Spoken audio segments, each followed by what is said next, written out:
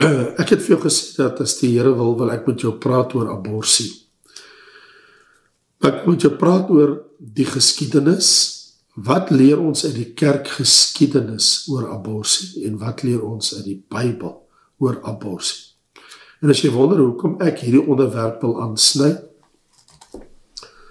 omdat ek die Amerikaanse verkiesing dopgehou het, kon ek baie duidelik sien dat die Amerikaanse volk is in twee geskeer. En ons weet waaroor dit gaan oor die pro-aborsie en natuurlik wat mense doen is hulle noem dit pro-life of pro-choice. As jy pro-choice aanhang, dan kan jy kies wat wil jy met jou ongebore baba maak. Wil jy met die weg uitruim, doodmaak? As jy pro-life is, dan gaan jy die kind 'n kans gee om te lewe. Dit is so erg gedaan gaan. Dis 'n brandpunt in Amerikaanse politiek. Natuurlik het alles nou met te doen met die November verkiesing wat gaan kom. Ek wil 'n paar feite ter inleiding onder jou aandag bring en dan wil ek graag die geleentheid gebruik om vir jou te sê, kom ons stop net vir 'n oomblik en ons vra onsself die vraag af. Wat sê die kerk deur die geskiedenis hier rondom hierdie kwessie en dan, maar wat sê die Bybel rondom hierdie kwessie? Nou, feitelik wat ek en jy weet van aborsie is die mees uitgevoerde chirurgie op vroue. Dis die een operasie wat die meeste uitgevoer word, is aborsies. As jy weet dat 1 uit elke 4 swangerskappe in die wêreld eindig in aborsie. Dis verskriklik. Daar word ongeveer 2400 babas elke dag geaborteer in Amerika. Nou, hierdie hele ding het sy aanloop met die Hooggeregshof besluit in 1973 oor die Roe versus die Wade geval. En toe die Hooggeregshof die besluit neem, jy kan kies pro-choice, pro-life, wat 'n baie eenvoudige ding is wat hulle gedoen het. En ons laat nie meer saamstem hoe hulle dit gedoen het nie. Sedert daai dag tot vandag toe, 63 miljoen babas geaborteer. Kan jy dit glo? Van 1973 tot nou toe, het 63 miljoen babas, ongebore babas, is ontsê om 'n lewe op die aarde te lei. Hulle is net dood eenvoudig vermoor. Die statistiek sê vir ons, dat wêreldwyd nie met geweldige afnames, soveel sodat 'n stands, 1 uit elke 4 swangerskappe. Die feit is, 'n ongebore baba in die moederskoot is 'n mens. Dit kan ons nie ontken nie. Wat maak 'n hond 'n hond? Kom ek vir jou sê, sy pa is 'n hond, sy ma is 'n hond, en daarom is hy 'n hond. Wat maak 'n mens 'n mens? Jou pa was 'n mens, jou ma was 'n mens, en daarom is jy 'n mens. Vir geen ander rede. Dit is wat dit is. Na alles, 'n persoon is 'n persoon, ongeag hoe klein of hoe groot die persoon mag wees. Jou ouderdom gaan mos nie 'n rol speel nie. Of jy 6 maande in die moederskoot is, of jy 9 maande in die moederskoot is, en of jy oor jou tyd in die moederskoot is, en of jy gebore is, jy's 'n persoon.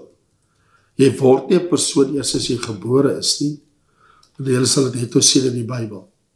Die feit is, wanneer 'n vrou swanger is, kan sy nie meer kies of sy 'n moeder wil wees of nie. Sy is reeds 'n moeder. As sy swanger is sy klaar 'n moeder. Die kind is al reeds teenwoordig in die baarmoeder. Al wat oorbly vir die vrou is om te besluit, gaan ek my kind laat lewe, of gaan ek my kind doodmaak? Gaan ek my kind in die wêreld inbring? Die skip het reeds die hawe verlaat. hy het begin seil. As jy swanger is jy swanger. Die oomblik die bevrugting plaasgevind het, toe is daar 'n nuwe lewe. En aborsie is die mees ekstreme voorbeeld van immoraliteit. 63 miljoen babas het hulle lewe verloor. Wettiglik. Volgens wet kan hulle dit doen in Amerika. Ja, sekere state het sekere voorbehoud, maar dit is wat hulle doen. Die mees basiese reg om te lewe is daai kind ontneem. Ons behoort soos nog nooit van tevore te verstaan dat die groeiende malligheid in ons wêreld is nie primêr polities nie. Dit is 'n geestelike probleem. Ons behoort soos nog nooit van tevore standpunt in te neem, 'n Bybelse posisie, sonder om wat reg en verkeerd is met mekaar te verwar. Want die groeiende goddeloosheid, want dis wat Jesus gesê het in Matteus 24 vers 12, hy sê, omdat die ongeregtigheid vermeerder, sal die liefde van die meeste mense verkom. As gelowiges in Christus, glo ek en jy dat die mens is geskape na die gelykende beeld van God. Ek is teen aborsie. Eerstens, omdat ek glo dat wat biologies bewys is, dat menslike lewe begin ten tye van bevrugting. Glo ek tweedens dat dit is verkeerd om 'n onskuldige mens se lewe hom of haar te ontneem. En dit was nog altyd histories die kerk se posisie. Wil dit vir jou wys. En ek weet daar sommige wat sê, nêrens in die Bybel staan, jy mag nie aborsie pleeg nie. Wel, die Bybel maak dit baie duidelik in Eksodus 20 vers 13, jy mag nie doodslaan nie. Om 'n ongebore kind te vermoor is om dood te slaan. Wat die geskiedenis betref en aborsie, Christene dwars deur die kerkgeskiedenis het in een stem bevestig, dat die mensheid van 'n ongebore kind staan. In die 2de eeu na Christus sien ons in die sendbrief van Barnabas, dat daar word verwys, die moordenaars van die kinders van die vorm van God aborteer. Of, you shall love your neighbor more than your own life. You shall not slay a child by abortion. You shall not kill that which has already been generated. So, in die 2de eeuse katekismus van die Didache, lees ons, do not murder a child by abortion or kill a newborn infant. En so sien ons ook toe Marcus Aurelius in die jaar 177 na Christus, man van God vir hom laat kom, en toe sê die man van God vir hom, watter rede sou ons hê om moord te pleeg, wanneer ons sê dat vrouens wat aborsie pleeg, is moordenaars en hulle moet voor God verantwoording doen. Of Tertullianus wat gesê het, dit maak nie saak of jy die lewe neem van een wat gebore is, en of jy verwoes die lewe van een wat gebore is, gebore moet word nie. In beide gevalle is het moord. Selfs Basil die Grote, hy het gesê, diegene wat help om die lewe van 'n kind in die baarmoeder te verwoes, is moordenaars, sowel as hulle wat die kind aborteer, die een wat het doen. Was Jerome, hy het gesê, die moord van 'n ongebore kind.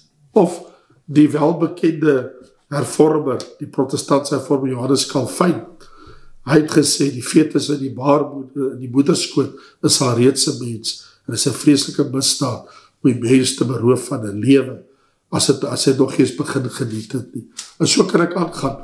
Die kerkgeskiedenis is vol daarvan, dat kinders van God het nog altyd daarteen gepraat. Maar as ons praat van die Bybel, as ek en jy sê, maar wat sê God se woord? En ek maak my Bybel oop en ek lees hier in Psalm 128, dan lees ek hier vers 3. Jou vrou is soos 'n vrugbare wingerdstok in jou huis, jou kinders soos jou olyfboompies rondom jou tafel. Kinders is 'n gawe van God. Nou, die Bybel is duidelik, dat elke kind wat in die moederskoot geskaap is 'n gawe van God.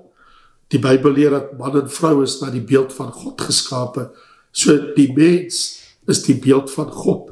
En dwars deur die skrifte word persoonskap nooit gemeet deur ouderdom, of staat van ontwikkeling, of verstandelike of fisiese of sosiale vaardighede nie. Persoonskap word verleen deur God op die oomblik van skepping. En die oomblik van skepping kan alleenlik wees die oomblik van bevrugting. Het jy geweet dat die Hebreëse woord in die Ou Testament wat gebruik word vir 'n nuutgebore kind, hierso in Eksodus 21, vers 22 tot 25, dan lees ek en jy hier van waar die woord van die Here sê, as 'n manne met mekaar veg en 'n swanger vrou stamp dat haar vrug afgaan. Daai woordjie, 'n jelet, is 'n jong kind. Daar staan as 'n swanger vrou haar kind verloor, omdat 2 mans teen haar gestamp het wat beklei het, dan het die kind, hulle die verlies van 'n kind, nie van 'n fetus nie. Hulle het nie 'n onderskeid gemaak, die Hebreërs, die Israeliete. Hulle maak nie 'n onderskeid in hulle woorde tussen 'n gebore kind of 'n ongebore kind. 'n kind is 'n kind, of hy nou gebore is of nie, of hy 8 maande of 6 maande in die moederskoot is of nie.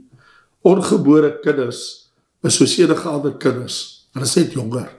Hulle is nog net nie in die wêreld nie, maar hulle is reeds daar. In Job sal ons sien in Job hoofstuk 10, wanneer Job met die Here praat, dan verwys hy na homself, wanneer Job ook, ek wil sy eie woorde, in Job hoofstuk 10 vers 8, dan sê hy, U hand het my geformeer en my gemaak, my vel en my vlees het U my bekleed, met sedings my deurtrek, het my die moederskoot gevorm. God, daar het U my gemaak, gebou tot 'n mens. In Jesaja 44, lees ek hierso in vers 2, die Here jou maker, jou formeerder van jou moederskoot af. Die Here het jou geformeer van jou moederskoot af. Was hy betrokke? Of soos ek en jy weet in Psalm 139, waar die woord van die Here sê, dat U het my geken, ek loof U, U het my gevorm, my gebeente, my ongevormde klop, kunstig geweef, en dit alles in die moederskoot het dit plaasgevind. So, die Bybel is baie duidelik daaroor, dat God formeer jou. Onthou jy die storie daar in Genesis 25 met Rebekka, hoor nou net hierdie ding wat daar gebeur het, daar staan, die kinders het teen mekaar gestoot binne in haar, die kinders, 2 ongebore babas, word genoem kinders, het teen mekaar gestoot, en dit was 2 volke. In Jeremia sê die Here, Jeremia 1 vers 5, vir hom ek het jou gevorm in jou moederskoot. As ek en jy kom in die Nuwe Testament, jy sal my sê, ja, maar is alles in die Ou Testament. Wel, in die Nuwe Testament lees ek met Johannes die Doper, daar staan in vers 41, en toe Elisabeth die groet van Maria hoor, het die kykie daar skoot opgespring, en Elisabeth is vervul met die Heilige Gees.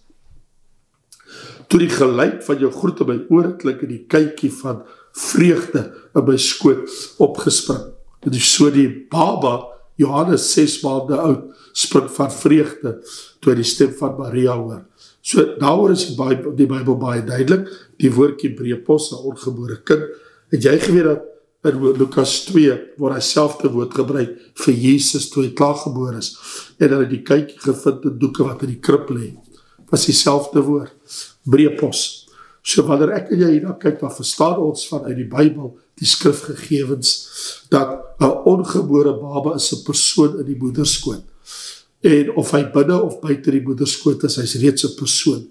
Elke Israeliet het dit geweet, 'n voorgebore baba is 'n kind, is 'n mens in die volste sin van die woord.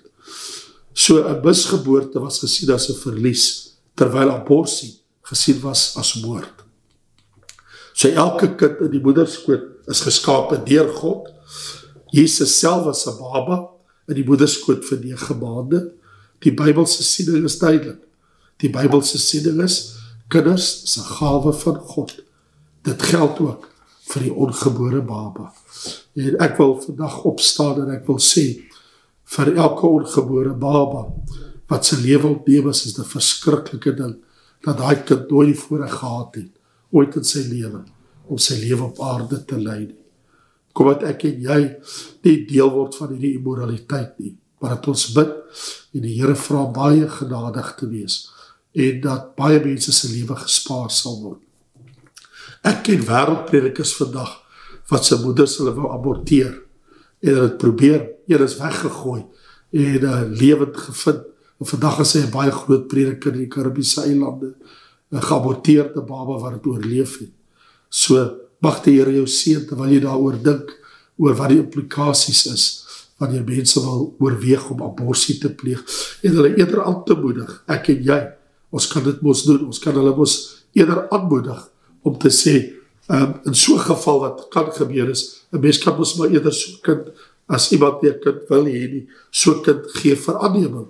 Daar is mos baie dinge wat kan gebeur rondom so'n kind, maar wat my en jou betref, ek dink is baie belangrik dat ons as kinders van die Here, dat ons sal staan vir wat reg is, ook vir die lewe van die ongebore kind. Mag die Here jou seën. Kom ons gaan kyk na ons Bybelvraag. Kom ons kyk wat het opgeduik.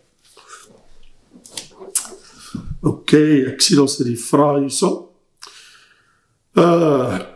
Nick, wat het jy hierso? Is ek reg om te sê dat die dokters, dokters, Christen of nie, wat die aborsies doen, hulle saam met die ma van die kind gestraf sal word, indien daar nie 'n mediese rede voor is nie? Die absoluut. Daai persoon het deel aan moord. Ek het geen twyfel nie. En dit hulle sal verantwoording doen. Nick, jy is heeltemal korrek. En die een wat dit doen, het ook baie, baie groot skuld. Het jy dalk enige inligting oor wanneer die boek in boekwinkels beskikbaar sal wees? Op hierdie stadium nie. Ons onderhandel wel met 'n boekdrukkery, wat baie groter as Koobus in Suid-Afrika op die oomblik. Ons het genader, en ons kon nie suksesvol wees by hulle nie, maar ons het nou ander boekdrukkers gevind wat baie meer takke in Suid-Afrika het, en ons is nou in 'n fase van onderhandeling. As dit deurgaan, sal al die boeke beskikbaar wees, landwyd in baie, baie van die winkels. Hulle het honderde winkels in Suid-Afrika. Naomi, verduidelik asseblief die verskil van 4 engele, van die Efraat en die 4 ruiters van die Apokalips. Yes. Die 4 engele van Openbaring 7 wat gesê is, dat hulle moet vashou totdat die oordele gekom het. God gaan hulle gebruik om oordele oor die aarde te laat losbars. Maar die 4 perde ruiters, dit het te doen met 4 ander oordele, nie dieselfde oordele nie. So daai 4 engele, hulle word gebruik deur die Here vir 'n totale ander aspek, as wat ons sien, die 4 perderuiters van die Apokalips, want die 4 perderuiters is in Openbaring hoofstuk 6. Verskoon my. Verskoon, dankie. Dan wil ek sê, Teresa vra, kan jy asseblief verduidelik die tweede deel van Openbaring 17 vers 8 van die boek van die lewe en van die grondlegging van die aarde af. Die boek van die lewe bevat die mense se name, wat ons weet, wat gered is, nee? So, wat ons hier sien is, wanneer die Bybel sê, die wat se name nie van die grondlegging van die wêreld af in die boek geskrywe staan nie.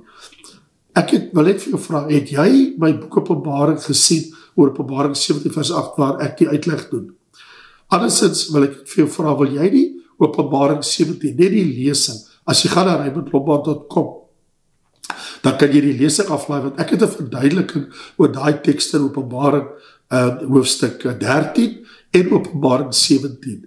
En dan my nuwe boek sal dit ook vir jou verduidelik. As jy dit net wil aflaai, Openbaring 13, die lesing daar, of Openbaring 17, ek bespreek altyd daar, by daai geleentheid, Teresa, ek sal baie waardeer, hoor. Johan, wat daai vraag ons al baie hanteer. Ek wil graag weet, mense wat deur die groot verdrukking deurmaak en gered soos, of hulle gaan deel wees van die bruiloft van die bruid. So dis 'n baie interessante vraag wat jy vra, Johan. Hierdie mense wat gered word in die groot verdrukking, hulle is martelare. Die martelare sal 'n geleentheid hê van hulle, kry mos krone en sal regeer die 1000 jaar vrederyk. Dit mag wees dat die Here van hulle gaan nooi om die bruilofsmaal van die lam by te woon. Ons weet die Ou Testamentiese heiliges, baie van hulle sal dit bywoon, so dis baie moontlik dat van die martelare genooi sal word. Of almal genooi word is 'n oop vraag, want daar word gesê dat hulle wag by die troon van God, tot die ander broeders wat nog gedood sou word, voltallig sou wees. Dis Openbaring 6. Ok. Jy wil weet, Marie, wat is my gedagte oor onbeheerste gelag, skreeuwgeluide, omval in sommige kerke? Ek stem glad nie daarmee saam nie, Marie. Ek dink dat mense, die Bybel sê in 1 Korintiërs hoofstuk 14, die gees van die profeet is aan die profeet onderworpe. En dan, Rodel, wat vraag jy? Jy wil net vertel, ek is so bly, prys die Here. Het is baie goeie nuus, Rodel. Het is wonderlik. En dat hy die lesings kry, dit is baie, baie goeie nuus.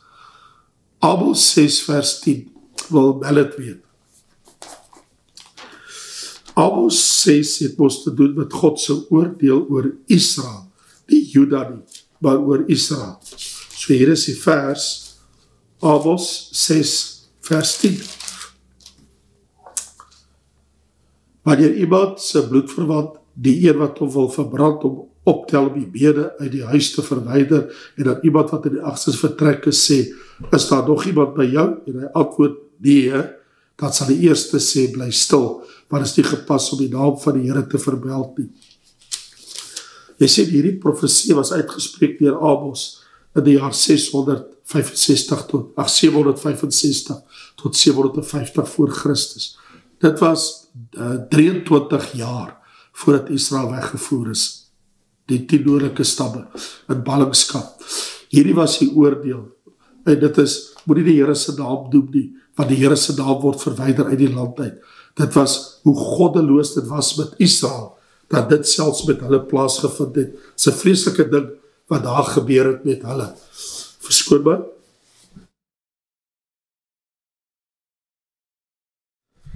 So, kom ons kyk of ek nog 'n vraag of twee kan hanteer. Pastoor wil graag uitvind van die Bybel van vark eet. Wat sê die Bybel nou? Die Bybel sê, moet nie nou navraag doen nie. Vark eet was verbied onder die wet van die Ou Testament, maar dit is definitief nie die geval, nou nie. Dit is nie 'n sonde om vark te eet, die Bybel sê, baie duidelik in die Nuwe Testament, eet wat daar vir jou voorgesit word, en want alles wat ons eet, sê Paulus, word nou gereinig en geheilig deur die gebed. Daai voorskrif wat vir Israel was, is mos nou nie geldig in die Nuwe Testamentiese kerk nie. En die Bybel sê mos, so ek lees het vir jou, in vers 3 van 1 Timoteus 4, dat mense wat sê, moet jy onthou van voedsel wat God geskaap het, om 'n danksegging gebruik te word. Ons heilige deur die gebed. So ons kan dit doen, deur die gebed, deur dit te eet, en ons heilig dit, deur daaroor te bid. So dit is nie verwerplik om dit te doen nie. Ok, dan John wil weet, nou moet ek die vraag wat net weer kry, hy wil weet oor die doop. John, Handelinge 2 vers 38 en Matteus 28 vers 19 praat van dieselfde doop. Die formule is in Handelinge 28 vers 19.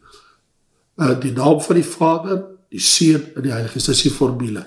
En Handelinge 2 vers 38 word net vertel dat hulle is gedoop. Jy sal op alle plekke lees in die boek Handelinge, hulle het in die naam van Jesus gedoop. Dit bedoel die Christelike doop.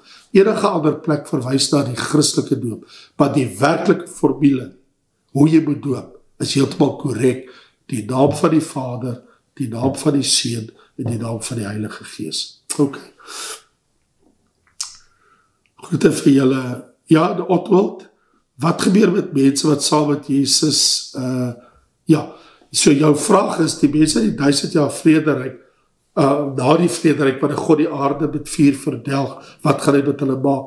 Die Here alleen weet, hy het dit nie vir ons gesê nie, hy het dit vir ons gesê, hy gaan 'n nuwe aarde skep, en dat daai mense sal op die nuwe aarde bly. Hoe hy dit gaan doen, het hy nie vir ons verduidelik nie, ok?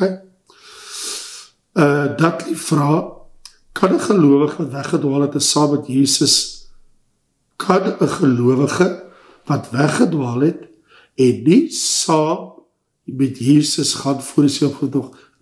Ja, absoluut. Dit is beslis so.